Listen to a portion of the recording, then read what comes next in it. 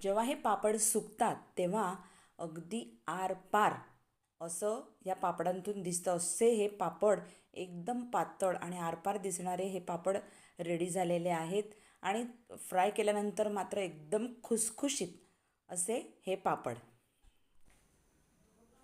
Hello everyone, yummy recipes चॅनलमध्ये मी आशा आपणा सर्वांचं खूप खूप खूप मनापासून स्वागत करत आहे.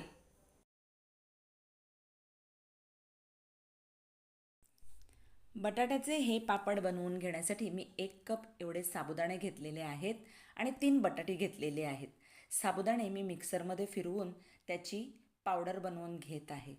आता साबुदाणे कशासाठी, तर बटाट्यांना एक बाइंडिंग येण्यासाठी मला साबुदाणे घ्यायचे आहेत. 3 मी जी बटाटी घेतलेली आहे ती बटाटी मी आता साफ करून घेत आहे आणि ती पाण्यातच ठेवलेली आहेत, म्हणजे जेणेकरून या बटाट्यांचा कलर चेंज होत नाही, नाहीतर बटाटी लगेच काळी पडतात. तर मी ही बटाटी बारीक बारीक चिरूनसुद्धा घेत आहे आणि ती पाण्यातच डायरेक्ट मी घालून घेत आहे.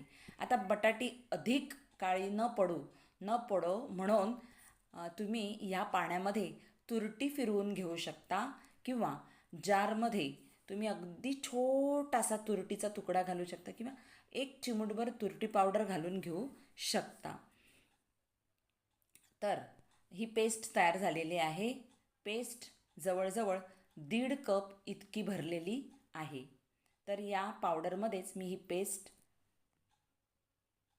ॲड करून घेत आहे आणि त्याचबरोबर 4 कप एवढा मी पाणी घालून घेत आहे. 4 कप पाणी घातल्याच्या नंतर हे जे आपलं मिश्रण आहे ते आपण मिक्स करून घ्यायचं आहे. छान असं एकजीव करून घ्यायचं आहे. कुठेच गुठळ्या राहता कामा नये. जर तुम्हाला चमच्याने होत नसेल, स्पॅच्युलाने होत नसेल, तर तुम्ही विस्कच्या साहाय्याने हे करून घेऊ शकता. हँडविस्कर मिळतं, त्याच्याने तुम्ही करून घेऊ शकता. आता हे जे मिश्रण आहे ते मोठ्या भांड्यात मी ट्रान्सफर करून घेत आहे आणि त्यात अजून 4 कप मी पाणी घालून घेत आहे. आता हे मिश्रण उकळता उकळता खूप जाडसर होतं आणि म्हणूनच आपण बाजूच्या गॅसवर एक 4-5 कप पाणी गरम करण्यासाठी याच वेळेला ठेवत आहोत. आता या मिश्रणात आपण थोडंसं मीठ घालायचं आहे, अगदी चवीनुसार. तुम्हाला जितकं खारट हवं तितकं, पण जास्त मीठ घालू नका, कारण हे पापड सुकल्यानंतर अजूनच खारट बनतात आणि त्यात एक थोडंसं पापड खार घालणार आहोत आपण, 1/2 टीस्पून. मिक्स करूयात आणि हे हाय फ्लेमवर आपण उकळवायला ठेवायचं. उकळवल्यानंतर तुम्ही पाहू शकता कन्सिस्टन्सी एकदम जाड झालेली आहे आणि बाजूच्या गॅसवर गरम करण्यासाठी ठेवलेलं पाणी आपण 4 कप यात घालणार आहोत आणि तेही 1 कप. 1 कप घालायचा, मिक्स करायचं, उकळून घ्यायचं, नंतर दुसरा 1 कप घालायचा, उकळून घ्यायचं. अशा पद्धतीने आपण 4ही कप हा पाणी मिक्स करून घ्यायचा आहे. आपण एकदम 4 कप पाणी घातलेला नाही, कारण एकदम 4 कप घातला तर हे मिश्रण पातळ होऊन मग नंतर समजा पाणी जास्त झालं तर, म्हणून 1 कप पाणी घालायचं आहे.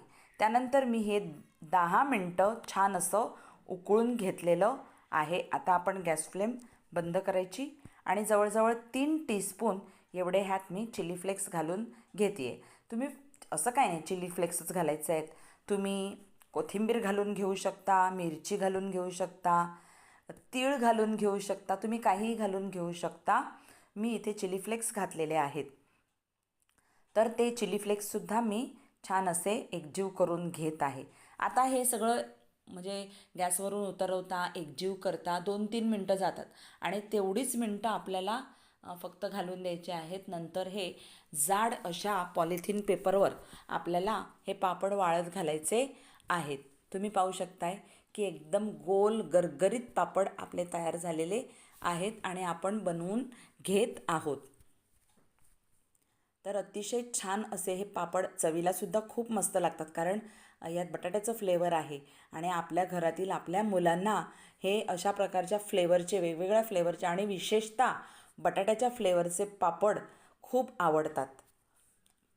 तुम्हीही तुमच्या घरच्या मुलांना अशा प्रकारचे पापड जर बनवून दिले, बटाट्याचे पापड, तर तुमची मुलं आवडीने ते पापड खातील.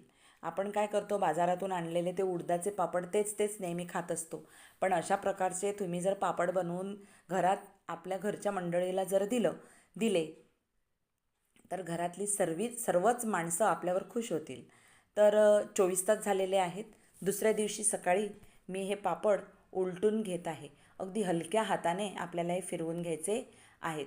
खूप पटापट फिरवायचं नाहीत किंवा खूप जड हातसुद्धा ठेवायचा नाही. एकदम हलक्या हाताने आपल्याला हे पापड फिरवून घ्यायचे आहेत. आता हे सगळे पापड मी फिरवून झालेले आहेत आणि पुन्हा एकदा 24 तासासाठी मी हे पापड उन्हात ठेवणार आहे. आणि 48 तास झाल्यानंतर पुन्हा 2 दिवस एकदम कडकडीत उन्हात किंवा कडकडीत ऊन या पापडांना दाखवायचं आहे. इथे पापड रेडी झालेले आहेत. मी 2 दिवस दाखवल्यानंतर पुन्हा एकदा 2 दिवस म्हणजे 4 दिवस मी हे कडकडीत उन्हात तापवून घेतलेले आहेत. तुम्ही पाहू शकता किती ट्रान्सपरंट झाले आहेत. माझी बोटं दिसत आहेत. आरपार असे ट्रान्सपरंट हे पापड तयार झालेले आहेत. आता आपण एकदम गरमागरम तेलामध्ये हे पापड फ्राय करून घेत आहोत. इथे तुम्ही पाहू शकता की मी तेल ऑलरेडी गरम करण्यासाठी ठेवलेलं आहे आणि पापड रेडी झाला. अशा प्रकारचे 4-5 पापड मी फ्राय करून घेत आहे.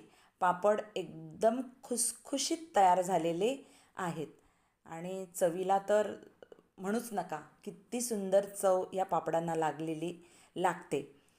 तर पापड रेडी झालेले आहे, तुम्ही पाहू शकताय. आणि पापडांचा आवाजसुद्धा तुम्ही पाहू शकता की किती खुसखुशीत आणि कुरकुरीत हे पापड रेडी झालेले आहेत.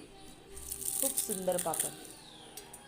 आणि हो, रेसिपी आवडली असेल तर नक्की माझ्या या रेसिपीला लाईक करा, शेअर करा, कमेंट करा, सबस्क्राईब करा. बाजूला बेल आहे ती दाबा. मग आपण भेटूया पुढच्या अशाच एका व्हिडिओत. तोपर्यंत बाय बाय.